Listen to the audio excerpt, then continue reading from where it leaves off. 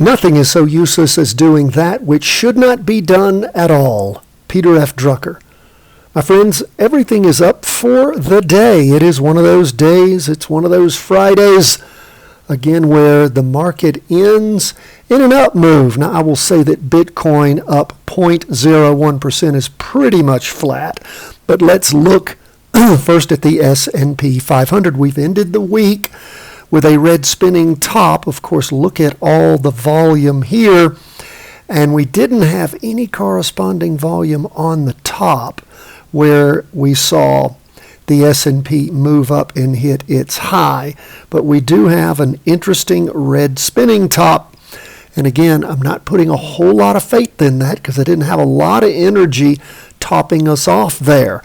Could the market be reacting to news? Yes, to what came out about the Fed, those kind of things. Does it mean we're not going to have a Santa Claus rally, things are going to move down? You know, that red spinning top means indecision. Now, there's a lot of it. There's a lot of volume there.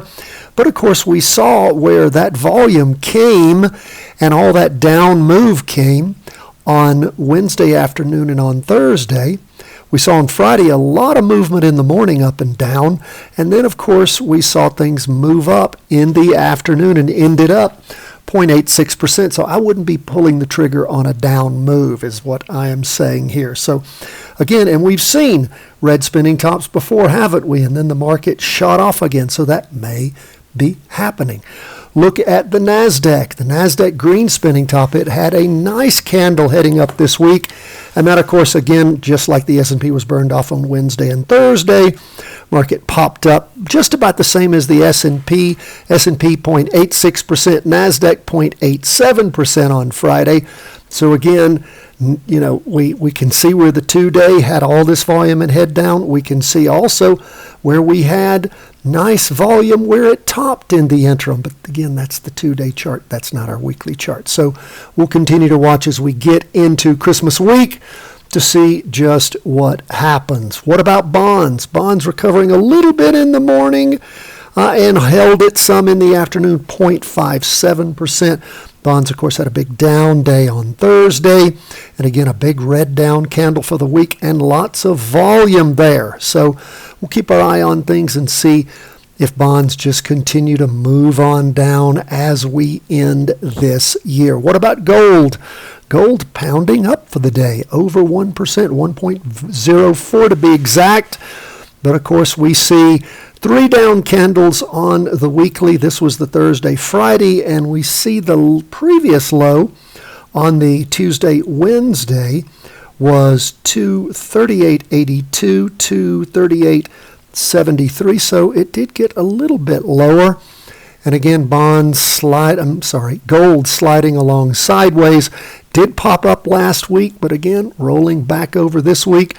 Don't know which way gold is going to go, except that when we did have the rotation over, we had nice above average volume on an interim high, and our telltale sign of victory typically in a down move on that following Monday, the 4th, well, that Monday week, the 4th of November, where we saw things move down strongly the following week, and then really sliding sideways since then, bumped up a little last week, but going back to the overall trend, which is down. What about Bitcoin? Bitcoin, of course, stellar week.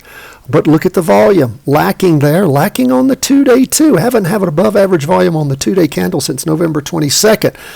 Haven't had average or above average volume since the week of the 18th of November on Bitcoin. But we see where things down strong on Wednesday of this past week, Thursday, and Friday. Again, like I said, just about flat.